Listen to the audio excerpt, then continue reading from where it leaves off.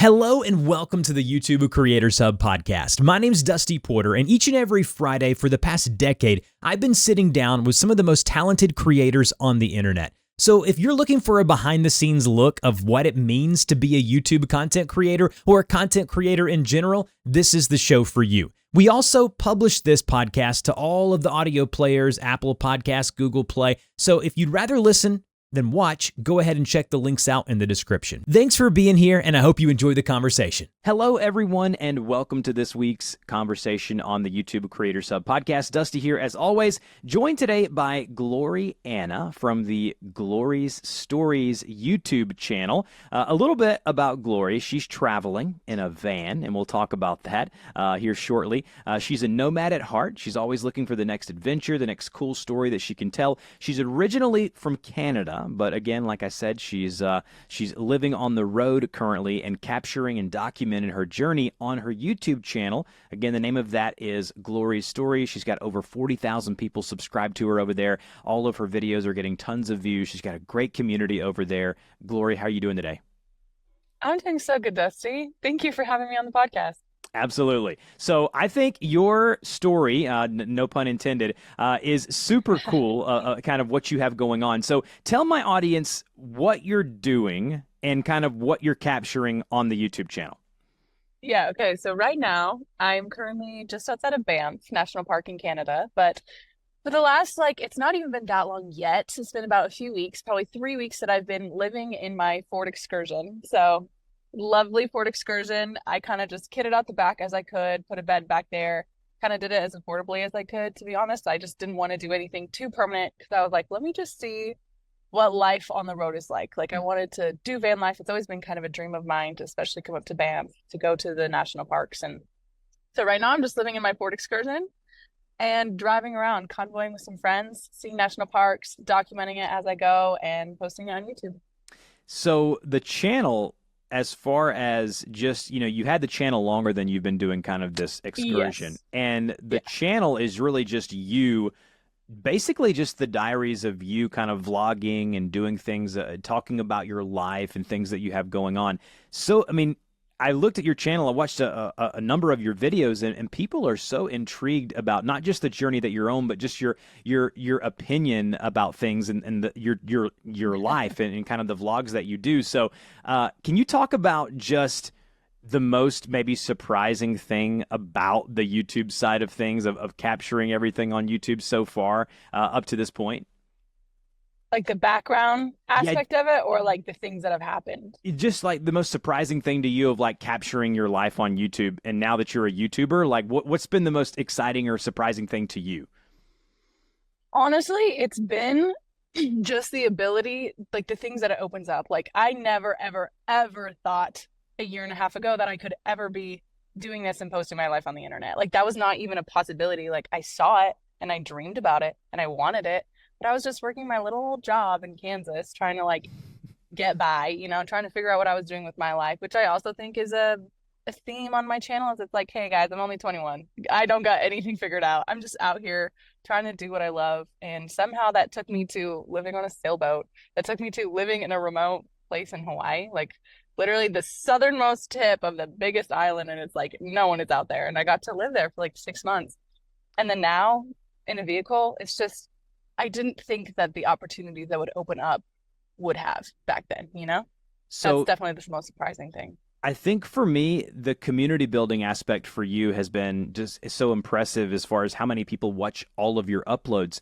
What have you done to kind of optimize that to try to grow and foster that community around just people watching you? Because it's kind of like a travel TV show, right? Like when you upload a video talking about your life, whether you're in Hawaii or you're in a van or whatever, you're kind of capturing these really exciting moments and you're telling these stories. So what were, can you just talk about that just quickly and briefly, just about just the YouTube side of things and fostering that community? Yeah, I'm definitely kind of blown away that I have kind of that the people that always watch, and they're my favorite. Like I know the people who comment all the time. Like I kind of just recognize that little username and I'm like, oh, I love you for commenting every single video. It's the best. I'm honestly so honored for it. But so whenever I went to go live on a sailboat, it was on a channel called Sailing Zatara. and they had like a bigger channel. And then I would say that that was kind of my kickstart. It was kind of like, whoa. Then suddenly people were like, oh, hey, look at this Glory Stories girl. You know, she's kind of cool. And then a lot of them kind of saw me from there and then have kind of just seen me, I guess, over the last year and been with me through some of the ups and downs for sure. And I don't know why they stick around, but I love them for sticking around. And they're kind of like, I've been watching you since your Sailing Zatara days. And I'm like, yay, I love you for that. You know, it's really sweet. I've been, you know, I think YouTube, it has its ups and downs for sure, posting your life on the internet. It's not, I've had to learn to not look at the numbers always. You know, it's like, hey, it doesn't matter. Like, it doesn't matter what the numbers are. I do this because I love it. And even if I'm making a lot of money this month or if I'm not making a lot of money this month, it's like, I do it because I love it. And the people who do watch, they're really sweet. I love them. And I like to comment with them and chat with them too. So are you doing anything off YouTube, like other platforms, Instagram, TikTok? And can you talk about your strategy there of how you're kind of making YouTube the central hub, but you have other things around it that you continue to grow your brand with? Yeah. So YouTube is my main thing. It's also like the thing I'm most passionate about, which is why I chose YouTube as my main platform. But Instagram, I know, is such a good platform. So I guess my strategy is YouTube. I want to get a video out every week. That's my thing. I'm like, let's get a video out every week. And then Instagram, I'd love to post like 3 or 4 times a week. Also, just because I feel like Instagram can be, I want to say less formal, but I guess it's not always less formal. Just Instagram is like a little snapshot. It's like hey, this is something really tiny. This is 60 seconds of something that happened in my week, but look at this other video that I posted over here. So it's kind of like Instagram, I also think has a bigger reach. You can kind of go wider with Instagram sometimes, but then you really build your community on YouTube, which is why Instagram, yes, I do love Instagram and I find myself scrolling all the time, which is so not good. But yeah, so I post probably 3-4 times a week on Instagram and then once a week on YouTube and kind of bring them over, you know? Have you found that the short form kind of stories and vertical video on Instagram, those people kind of catch you in the bite-sized form over there, and then they do come over to the YouTube channel as a lot of the people that you're kind of capturing, or your audience coming from your other socials? Not as much, actually. I thought it would a lot more, but not as much. Do they just stay there? They just stay there and consume it that way? A lot of them stay on Instagram, and I'm not saying none of them move over. Definitely a chunk of them do, but nothing dramatic. Yeah. Okay. I think people who love YouTube stay on YouTube, and people who love Instagram tend to stay on Instagram because they are such dramatically different platforms. Yeah. Yeah. So if you're consuming like the short form stuff over on Instagram, you haven't seen too much crossover. That's interesting because I found it to be the case for the podcast. When people kind of consume the podcast on YouTube, there's some crossover, but a lot of the times they just kind of listen to the podcast on YouTube like it's an audio app. They'll press play on the video and put it down and start doing whatever they're doing. So yeah, it's true. I love that. So let's talk about the YouTube technical side of things. Let's talk about thumbnail, video editing, all of these things. Talk about your workflow. Like, what's your workflow like as far as you're on the road? So it's maybe a little unique to what people listening to this, unless they're doing kind of similar things to what you do. Talk about your just from start to finish, from kind of ideation all the way to publish. What are you working with? How do you do it? All right, so this is how I do it. I pride myself in being organized. My hard drive is so beautifully organized, and I need it to be, otherwise I would go crazy. So what I do is I tend to map out my videos beforehand. So I just like to have an idea of what I want to do, beginning, middle, end. Before, I didn't have that, and that was so difficult. So kind of had to learn my lesson with that one and have an idea of where I want my videos to be, shoot the video, and then I organize it all by kind of place or by section on my hard drive. So I just kind of plug it in, I organize it, I look through the footage, I'm like, okay, this looks good, this doesn't look good. And then from when I have my footage, I start changing my initial plan. And it's like, oh, you know, that section wasn't as good as I thought it was going to be. So actually we're going to focus on this section instead. And oh my goodness, look, I just found this awesome song and I just feel so inspired with this song, and then kind of start from there. So it's have my footage, and then I start looking for music for different sections. So I'm like, if I want to do an intro, all right, perfect. I'm going to find a song. Actually, I really like this song. Pop it in the timeline, start cutting it, and then kind of move on to the next section, but then go back to the first section and kind of work through it. So the editing game is definitely the thing that takes the longest. I think if you ask any YouTuber, any content creator, they're like, you don't even understand kind of how much the editing game can just destroy you sometimes. But also, it's kind of my favorite part because it's like that's where I see the vision come alive a bit more. Um, so yes, so I start working through that, and then by the end of the video, I'm like pretty good, and then I go through it 2, 3, sometimes 4 times, fine tuning little details. But I like to work with music first, then I pop my clips in, which I know a lot of people don't do, but I do not understand how they don't do that. I'm like, I would go wild. I would go mad if I didn't follow that. I do wedding videography. It's kind of a side gig of mine. I don't do as much of it now, but I used to do a ton of weddings, and I would always oftentimes start with a song for portions of the video because I wanted to capture the story of kind of the emotion of the event or what's going on. And so oftentimes music can do that even better than us kind of presenting that. So I do understand that tactic for sure. Dramatically, music changes everything. Music always changes everything. And that's the thing where sometimes it can take a long time to find a song. And then sometimes it's like, I hear a song and it's like immediately I can see the video or I can see the section in my head and I'm like, oh, I just want to cut this and like make it like pop it in the timeline because music is everything. What tools do you use? Like you mentioned kind of how you do it, but like are you rocking a MacBook Air and you're kind of doing this in CapCut or iMovie, or you might have mentioned the software, but I might have missed it. No, Final Cut Pro. Okay. Final Cut Pro, yeah. So I've been using that software for a few years now and I know the insides and outs, so I love that one. That's awesome. Now, once you decide on a video and you're kind of like, hey, I'm going to do this. This is my idea. You obviously are really good at storytelling. I watched your most recent video and a couple other videos, and you're kind of capturing where you are, and you don't just talk and ramble about just you have these kind of topics that you're covering in these segments of your videos, and it really keeps people engaged in the video, and I would assume that's kind of done by design.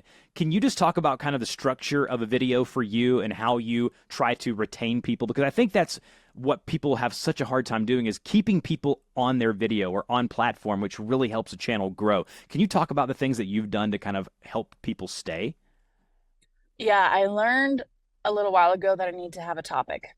And I know you mentioned it, but before I had kind of been doing vloggy things like, this is what it's like to live on a sailboat, or this is what it's like, And then I was like, actually, I need to have a topic because it also helps me. And then I definitely think it helps the audience. So number one, knowing your title before you even start filming, because if you know your title, then you're going to know the idea of your topic and where you want to go with the video. Yes. And this is also specifically towards vlogs or kind of lifestyle videos, even like, podcast videos, it's a little bit different and all that stuff, but knowing your title, number one.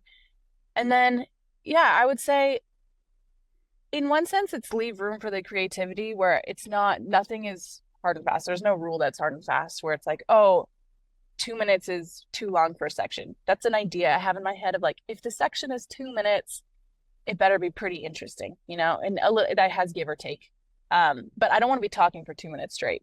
I want to have some kind of B-roll pop up in there or switch the section. The music changes. There's some change in the 2 minutes. And that I think helps keep people engaged as well. And something you do, and a lot of vlog style video creators do this who are good, is that you you open your videos with kind of this monologue of you doing a voiceover, which is really high quality voiceover, by the way, with music, and then the visuals are changing, right? You're kind of showing clips and footage, kind of previewing what's to come in the video. What did you strategically talk about that for a minute? Because it feels like a documentary style type video of where you're just capturing it and you're like, you're talking about the title of the video, you're talking about the topic, but you're also discussing the characters in the video, the people you're with, the locations that you're at. Like, how are you kind of really strategically making sure that you're hooking people early on? Well, I guess you have to see that you are speaking to people that have known you for a while, and then you're also speaking to people who probably have no idea who you are, right? And so that's where doing a voiceover intro, and I don't do it every time, but I love to do it because it almost gives even if you don't know me, like even if I don't say, hi, my name is Glory and welcome to Glory Stories, it's like, oh, wait, she's been living in her car. Oh, she's been doing this for a few months. You kind of always mention like, this is my car. I've been living here for a while, named him Mr. Collins. Like you bring it in, and then it gives people a framework for the rest of the video. So the first like 30 seconds to a minute, I always want people to feel like they've been introduced. Um, Even if it's not directly like, hi, my name is Glory, but it's like, oh, I have some kind of idea of who she is, like I kind of see something about who she is. I see what she's been doing for the last little while. That gives the framework for the next 8 minutes, 9 minutes, 11 minutes of the video. Absolutely. If that makes sense. It does make a lot of sense. Recording on the go, like recording out and about like you are, it's tricky to do it well. So can you talk about the stuff that you're using, like the camera, the audio stuff that you're using, and kind of how you make it all work to sound and look as good as it does? Of course. So my camera is a Sony a6700. I like that one because it has really good specs. It's not full frame. So if anyone is a camera geek out here, not full frame, but I do love it. And then I have two lenses. I have a really wide one so that you can see the whole scape kind of behind me, and then I can talk really close and it just feels good. And then I have a more zoom lens, and that kind of gives me access to get more details, like I want to get the flower, I want to get the close shot of the mountain and the trees, So I have those two lenses. And then microphones, I'm currently using my DJI. I have it in my shirt right here. I'm using a little DJI, what are they called? They're little portable microphones. Yeah, the one that you see almost every YouTuber use. Is it the square? It's the little square one. Yep, kind of? It's the square. Yeah, those ones are the best. I will. I want to get sponsored. DJI sponsor me, but those I use all the time. Explain how that works with the phone. Like, is it just an app and it hooks up to the phone, so you're syncing the audio and you don't have to sync it in post? Correct, but it's not even an app. So I currently have something plugged in right now to my headphone jack. And then this is wireless, and I have two of them, so I could have a buddy with me right now and you could hear him just fine too. And then it syncs right up to the audio, which is the best. Or if ever I'm just running around and it's like something's happening really quick and I can't plug this in, I can just press record directly on the microphone and I'll pull that out afterwards. Yeah. Okay. Well, awesome. it just directly on it. Perfect. Yeah, I can just plug it in and roll with that. Yeah, I'll link all that in the show notes for those interested in taking a look at kind of what Glory's talking about, because it's tough, and those DJI mics are wonderful.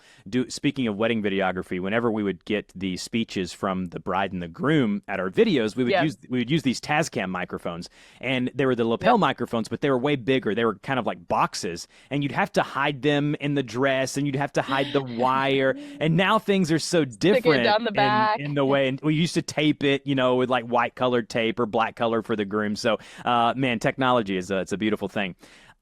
Your thumbnail design, I think, is strategic as well, and I want you to speak on it because I feel you don't overdo it. There's no text on the thumbnails. It's just a kind of a really high quality screenshot from the adventure of that day or of that video. So can you talk about kind of how you pick your thumbnails? Now, there are some thumbnails that have a little bit of text on them, but for the most part, it's just a high quality image about the video. Speak on kind of how you pick that.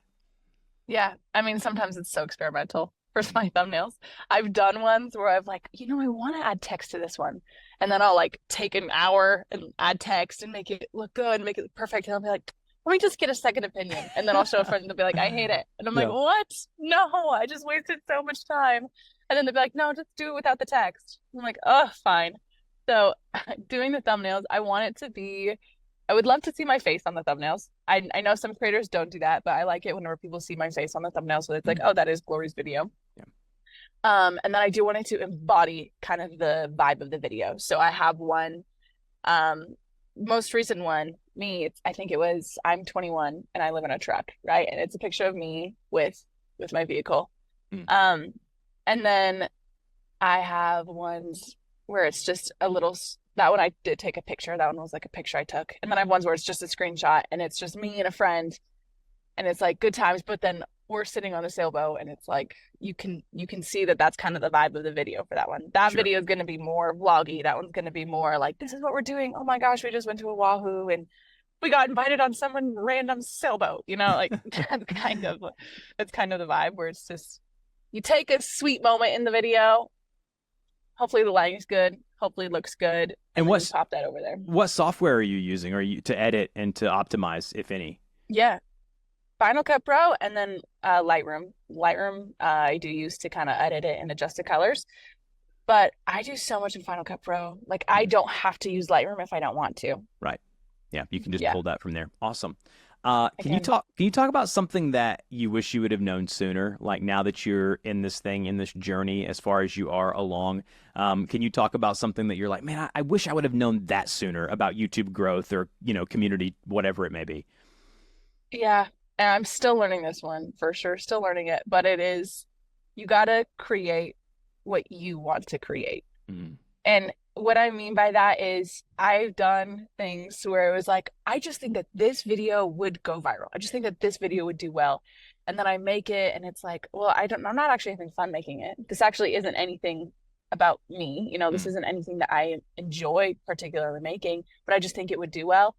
And then I find that it stresses me out so much and the editing is always like the worst.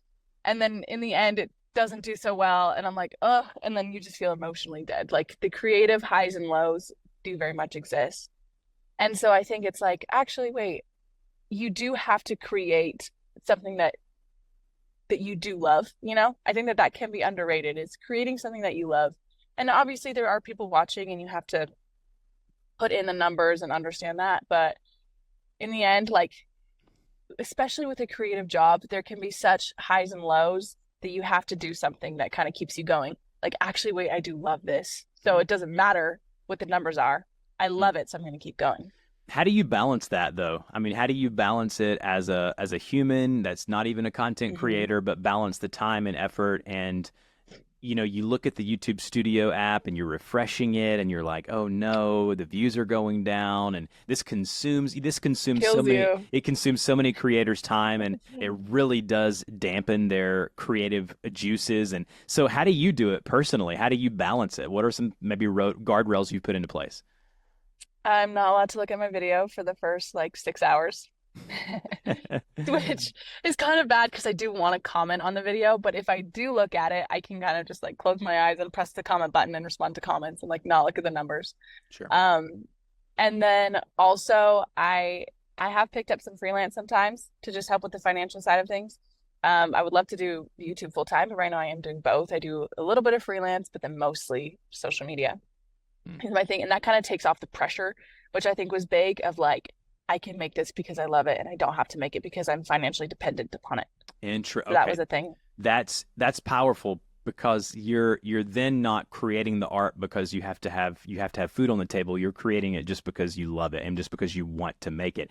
Now, which is huge. Yeah, and what tends to happen though is that the creators that love it and are passionate end up making the most money from it because they're good at it, right? So it's kind of a circle, but if you know what you're doing and you're good at it and you love the things that you do, like for what Glory does and Glory's stories on the YouTube channel, you can just tell it just kind of oozes like you love this. Like you love to travel, you love the people you're with, your friends and the people who are on the journey. So that comes through the screen very easily, and so that's very hard to do when you're trying to do this thing for money. Right. And I remember this podcast, we're now almost 450 episodes in. I've been doing this for a decade now. When I was younger, I was thinking, well, everyone's starting a podcast and we got to do this thing to grow the business and the brand and make money.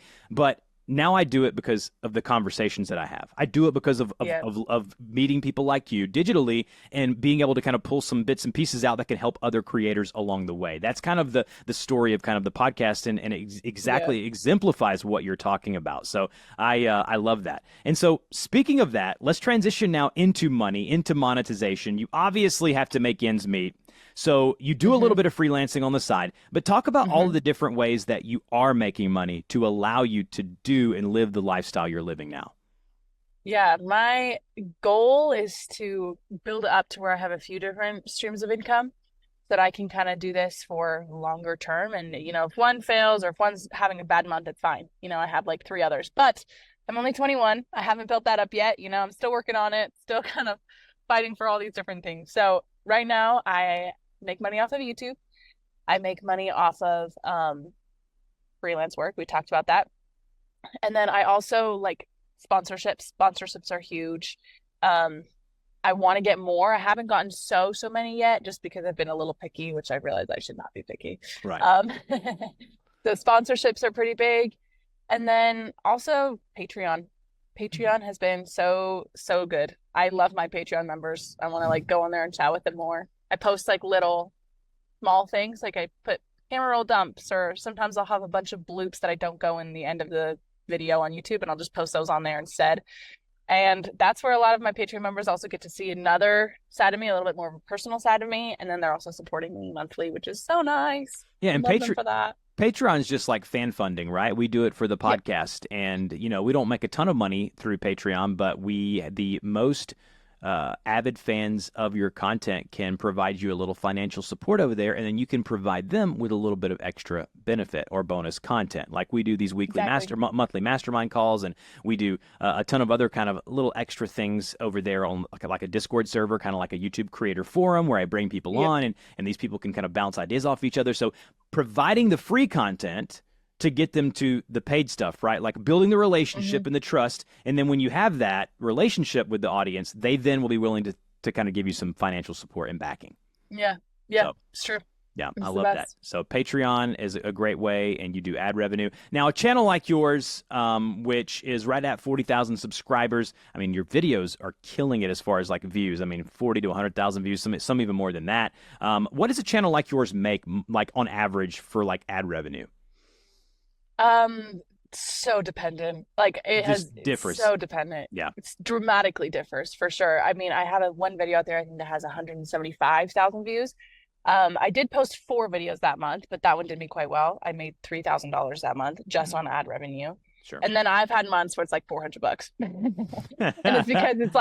it's because I was doing a lot of back work, and I only posted 2 videos that week or that month, and it's just, yeah. But it's kind of motivating knowing that, hey, if I stay consistent and do 4 to 6 videos a month, like I can at least know kind of what a bottom baseline will be, right? Of once you kind of you kind of see kind of how many views you're going to get, as far as kind of the videos. So awesome. Yeah. And now freelance work, are you doing like social media stuff, video editing? I know you mentioned the freelance, but like what types of stuff are you doing? Yeah, video editing, social media stuff. So there's a company that I'm working with right now, and I'm kind of going through some of their old footage and kind of editing it, adjusting it, creating some content for them, and organizing it for them. So a lot of video work. That is definitely like the field that I'm in, is video work. And then I'll do social media for some people and adjust it from there. But it's not all content creation. It is just a back video editing, making a video for them, making an advertisement for them, right. Stuff like that. Social media and YouTube is interesting. A lot of YouTube creators are very bad at social media. I just don't know. So true. It is so true. I wonder, like, if there were like a cheat sheet or a PDF that someone could download with like 5 tips on it, like someone who's good at socials, like with what you're doing, what would be some like heavy hitter tips of like, stop doing this, or you need to do this, to grow your outside socials? Well, to start, if you find it, let me know and send it to me. I got you. But if I had to make my own, let's see. I think I would do that you have to schedule your Instagram content. So take a day, take 2 days, and just focus on Instagram. Just focus on Instagram, make a bunch of stuff, batch it, schedule it. Don't think about it for a week and a half.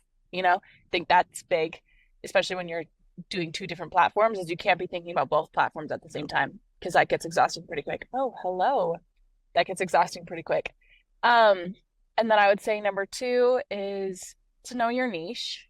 Know your niche and post within your niche. And I think that goes for both, but I would say even more Instagram is right now. I really want to be in the travel content. I'm living in a van, solo female traveler, Right. Kind of want to focus more on that on Instagram.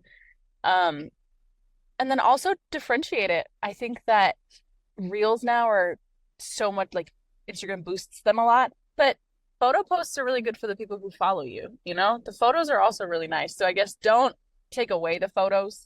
I would say that that's something like you can still post like camera roll dumps and all that stuff, but then reels, it's like there should probably be like a 3-to-1 ratio. At least that's what I have in my mind. Yeah. And I think that about sums it up. Yeah, I think people get overwhelmed because there's so many of them. You're just like, oh, I got to be on TikTok. I got to be on Instagram. I got to be on, I got to have a website, a newsletter, or this or that, and you get so kind of overwhelmed. I think if you pick a couple, like 2 or 3 of the ones that you really want to focus on that are kind of optimized for your niche and your space, and you kind of would know what that is by looking at other people doing it, I think that it would take a load off as far as like mentally draining, worried about, should I be here? Should I post here? Which I think especially whenever you're your own team. Like I am the only one posting on Glory Stories. I don't have a team. And so that's big. Is focusing, focus on one for a few months and then like start dabbling in the other one, like get one built up decently enough, I think. Because the more you divide your energy, the less you're going to see dramatic growth in one platform. Could not agree more with that. So as we close this interview out, I want to ask you, what's next for you? Like, what are you looking to do short-term, long-term with the YouTube channel? Like, where are we going to see Glory Stories here in 6 months to a year? Yeah, so I'm going to keep driving around the national parks for a few months, probably until give or take the end of the year, November, December. And then I will probably take a little bit of time off just around, Thanksgiving. My sister's giving birth, and that's exciting. So some personal fun things are going on. And then afterwards, honestly, I have kind of longer term goals, but shorter term, 6 months to a year, I'm very open. I am loving van life, so I would love to keep doing it if I could. Would probably need to update my rig a little bit, but kind of see where that takes me. And then definitely still traveling. I don't think traveling is going anywhere. Got a Brazil trip and some fun things planned. So Glory Stories is still traveling around. I'm still doing some stuff. And then longer term, I would love to buy some land and kind of switch the channel to more of homesteading is a bit dramatic, but just kind of life in the woods. Right. Life maybe with some farm animals and just kind of documenting that journey and, sure, building that brand. So it'll change for sure. I love that. And again, guys, you can find Glory over on her YouTube channel, Glory's Stories. I'll also have her Instagram linked so you can kind of connect with her and on all of her socials. And Glory, you've been such an amazing guest. Thank you so much for sharing your insight just on the journey of the channel. And I can't wait to watch your channel grow and kind of where it's going to go in the future. And that's just such the fun thing about doing these podcasts is I can go back and look at the episode numbers and say, I wonder where that person is, or I wonder where that creator is now. And I see the growth from kind of when I have them on the show. So thank you so much for your time. Thank you, Dusty. Appreciate it. Thanks for watching the YouTube Creators Hub podcast. Are you a content creator or thinking about starting a YouTube channel or just looking to grow or monetize your current channel? Stick around. Subscribe to the podcast, whether it be on audio or video format. We release new episodes every Friday. And if you would like to connect with me, I do offer professional YouTube coaching. I help people launch their podcast. All of those links will be in the description of this video. Thank you so much for watching. See you next week.